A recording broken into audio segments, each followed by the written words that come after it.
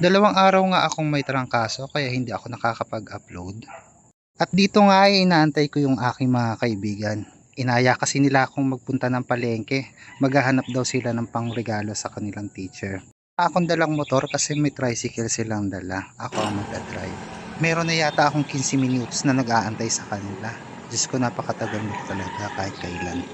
Nagawa ko nga i-video yung pagdating nila dahil sa katagalan nilang dumating.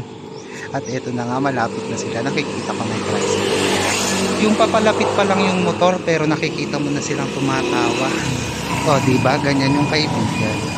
Parang mga siraulo lang eh. Ito yung mga pagmumukha ng mga bogus na mga...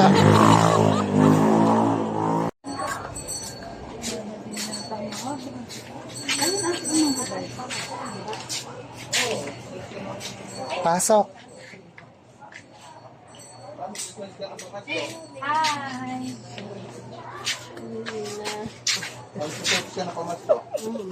Ha? Kapag na ka? Wala ka.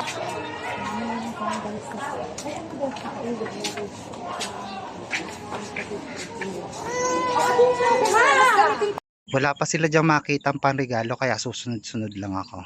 Sila muna content ko for today's videos. Mga ay malapit na kami sa bibili ng panregalo kaya antayin natin kung ano mabibili nila. Ano ba yan?